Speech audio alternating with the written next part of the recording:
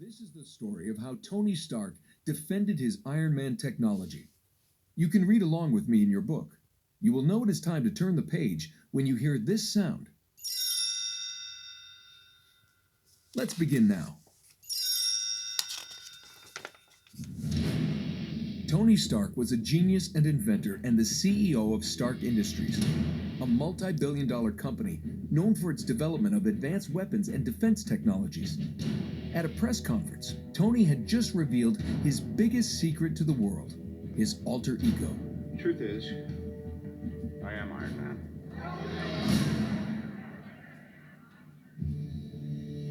Man. Halfway around the world, in Russia, a dying old man named Anton Vanko was watching Tony's press conference. With his last breath, he handed his son Ivan blueprints for an arc reactor. The blueprints had Anton's name alongside Tony's father's name, Howard Stark. This arc reactor was similar in design to the one Tony wore in his chest. Ivan quickly got to work. Meanwhile, Tony was enjoying his new identity as Iron Man. He made an appearance at the kickoff of the Stark Expo, which showcased his new technology. But the federal government considered Tony's Iron Man suit a weapon, dangerous to national security, and wanted to confiscate it along with his other technologies. Tony had to appear before the Senate Armed Services Committee, led by Senator Stern. Tony defended his invention. I am Iron Man. The suit and I are one. To turn over the Iron Man suit would be to turn over myself. Can't have it. Stern had no response. Senator Stern called Justin Hammer, a weapons manufacturer and Tony Stark's business rival, to testify. Hammer told the committee what it wanted to hear. In the last 6 months, Anthony Stark has created a sword with untold possibilities, and yet he insists it's a shield. He asks us to trust him as we cower behind it. You know, we live in a world of grave threats that Mr. Stark will not always be able to foresee. Next, Stern called Lieutenant Colonel James Rhodes to the stand to present his report on the Iron Man suits. Rhodes was Tony's best friend. Tony was shocked. Hey, buddy. Didn't expect to see you here. Rhodes shook Tony's hand. Look, it's me. I'm here to deal with it. Let's move on. The committee leader commanded Rhodes to read only a section of his report. Rhodes was angry that his words were going to be taken out of context, but he had no choice. He started reading. Iron Man presents a potential threat to the security of both the nation and to her interests. Stern then showed images of other countries attempting to create their own Iron Man suits. According to intelligence, the suits could be operational. Tony smirked and took over the presentation. No grave, immediate threat here. I'm your nuclear deterrent. It's working. We're safe. America is secure. You want my property? You can't have it. But I did you a big favor. I have successfully privatized world peace.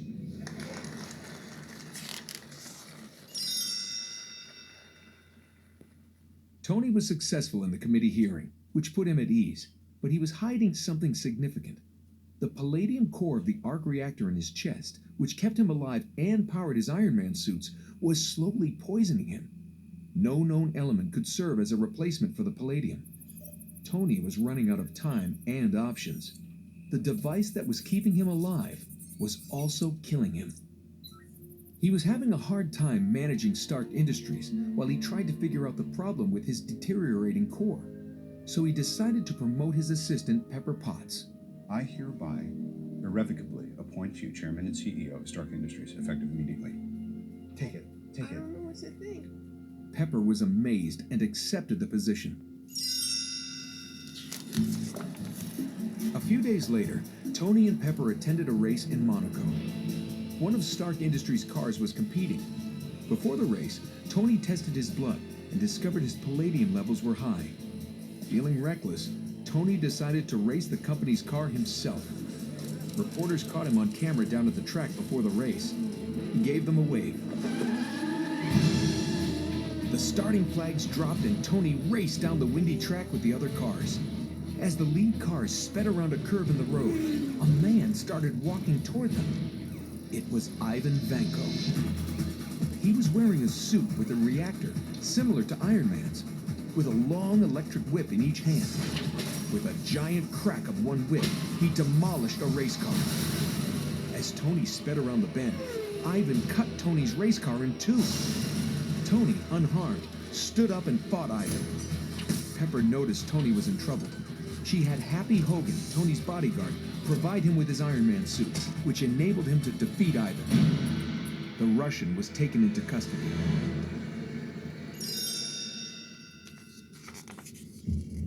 In a Monaco jail, Tony questioned Ivan about the reactor and his Iron Man-like suit. Where did you get this design? Ivan smirked. He revealed that he had gotten the design from his father, Anton. He told Tony that he wanted to prove to the world that Iron Man wasn't invincible, and warned Tony that the world would tear him apart. Tony just laughed at Ivan and left him in his cell. But Ivan's actions had gained the attention of Tony's rival, Justin Hammer. Hammer helped Ivan fake his own death and escape from jail. Hammer wanted Ivan to make a line of armored suits for his company that would be better than Tony's Iron Man suits. He planned to showcase them at Stark Expo. Hammer smiled at Ivan. You and me, we're a lot alike in a lot of ways. The only difference between you and I is that I have resources. I think, if I may, you need my resources. Someone behind you, a benefactor. I'd like to be that guy. After a moment, Ivan agreed to Hammer's deal. Meanwhile, the media began to question Tony's ability to protect the United States and wanted him to turn over his suits. Rhodes tried to warn his friend. Listen, I've been on the phone with the National Guard all day, trying to talk them out of rolling tanks up to PCH, knocking down your front door, and taking these. They're gonna take your suits, Tony. They're sick of the games. But Tony wasn't listening. He was distracted by the fact that the poison from his reactor was spreading, and he still hadn't found a replacement core. Tony thought he was going to die soon. That night, Tony hosted his own birthday party at his house. He wore his Iron Man suit and began to show off its powers to his guests, blasting objects. Rhodes knew he had to stop Tony before he hurt someone. Rhodes put on one of Tony's suits and confronted him. You don't deserve to wear one of these. Tony laughed. Put that thing back where you found it before someone gets hurt. Rhodes lunged at Iron Man. The two began to fight. The friends blasted each other with the power of their suits, knocking each other backward and destroying Tony's house. Rhodes shook his head as he looked at Tony in the wreckage, and then he flew off in the silver Iron Man suit, also known as the Mark II. Rhodes delivered the suit to his bosses in the Air Force. He had to take matters into his own hands.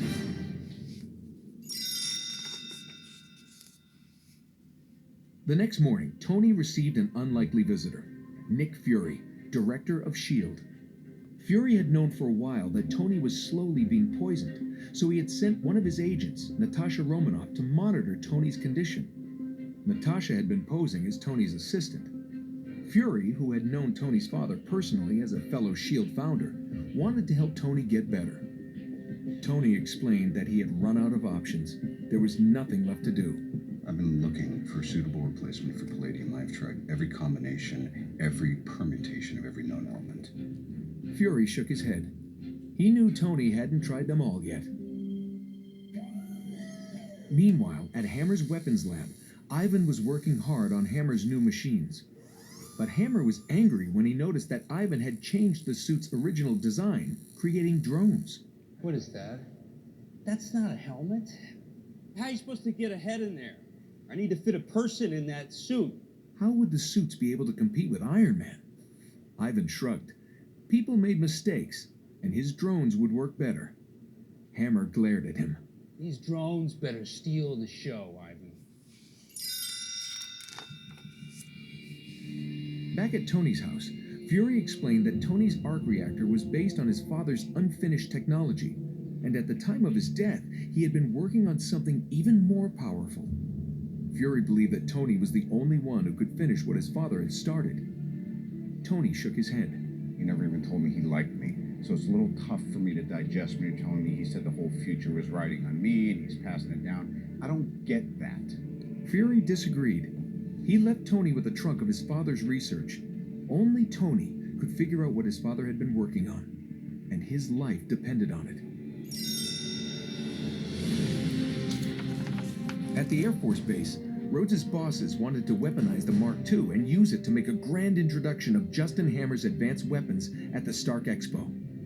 They brought in Hammer, and he presented potential weapons to add to the suit. He also showed them several specialized weapons. Rhodes was skeptical, but he had no choice.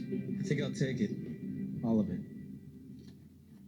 In his lab, Tony watched his father's old videos. In the videos, Howard described the details of the 1974 Stark Expo. Even though Tony had watched the videos on repeat, he couldn't find any clues. Tony needed some air. He went to see Pepper in his old office, but she was angry. I am trying to run a company. Do you have any idea what that entails? People are relying on you to be Iron Man, and you disappeared. Pepper demanded Tony to leave. As Tony walked out, he noticed the miniature model of the 1974 Stark Expo in Pepper's office. He quickly realized that his father might have hidden the secret in it. Back in the lab, Tony ran diagnostics on the map. Soon he discovered the structure of a new element in the different features of the Expo. Tony smiled at his father's cleverness. Dead for almost 20 years. Still taking me to school. His artificial intelligence, Jarvis, confirmed that the new element would serve as a replacement for the palladium core. But Tony still needed to synthesize it. He quickly got to work constructing a synthesizer. Soon, Tony had created a new element, and his reactor accepted the improved core. On the day of the expo, Hammer was angry. Ivan had promised drones, but they were not ready. Hammer and two of his men confronted Ivan. We had a contract. I saved your life, and you give me suits. That was our deal, and you did not deliver. Luckily, Hammer had weaponized the Mark II and planned to take credit for the technology. Ivan's drones would be just for show. Hammer left his two guards with Ivan. The Russian smiled slyly. Unbeknownst to Hammer, Ivan had actually managed to make the drones operational and had a deadly plan for them. In no time, Ivan disabled the guards and called Tony to tell him that he planned on hurting his friends. After the call, Stark realized that Ivan was working with Hammer and was planning to attack the Stark Expo. At the Stark Expo, Justin Hammer revealed his new drones. Ladies and gentlemen, today I present to you the new face of the United States military, the Hammer Drone. The crowd was amazed. Then Hammer showed off the weaponized Iron Man suit. But as revolutionary as this technology is, there will always be a need for man to be present in the theater of war. Ladies and gentlemen, today I am proud to present to you the very first prototype in the Variable Threat Response Battle Suit and its pilot, Air Force Lieutenant Colonel James Rhodes. Suddenly, Iron Man flew in to warn his friend of Ivan's plan. We got trouble. All these people are in danger. We got to get them out of here. But before Rhodes could do anything, the weapons on his suit pointed at Iron Man. I can't move. I'm locked up. Go! This whole system's been compromised. Behind Rhodes, the drones also turned their weapons on Iron Man. From Hammer's lab, Ivan had overridden Rhodes' suit and made the drones operational. Tony rocketed into the sky as the drones opened fire. A group of drones, led by Rhodes, followed him. Tony tried to override Ivan's control over Rhodes, but he couldn't. All Rhodes could do was shout warnings to his friend. Tony, on your six! Tony wanted to keep the civilians out of harm's way. Let's get this away from the expo. Meanwhile, Pepper and Natasha confronted Hammer, who was trying to get control over the drones. He revealed that Ivan was at his facility and was the one behind the attack. Natasha raced off to confront Ivan, but he wasn't there. Natasha found his computer with the drone software and tried to reboot Rhodes' suit and the drones. Back at the expo, Tony and Rhodes had crashed through a large glass dome. As the two friends fought, Natasha managed to reboot Rhodes' suit. The friends could now fight together to stop Ivan and the drones. They're coming in hot. Any second. Working together, Rhodes and Tony managed to destroy the drones. But suddenly, Ivan flew into the dome wearing a large drone suit with electric whips. The two friends fought him, but Ivan was too strong.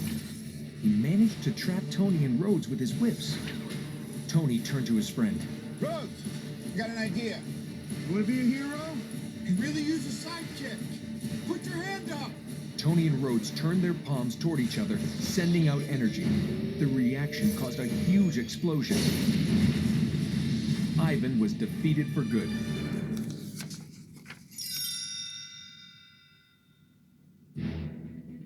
Later, Nick Fury paid Tony another visit.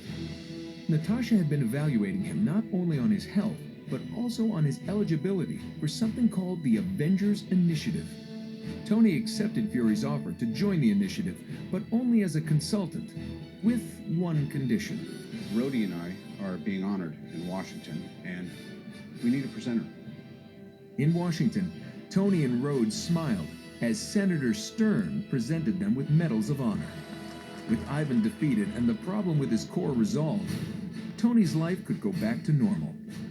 At least for a while.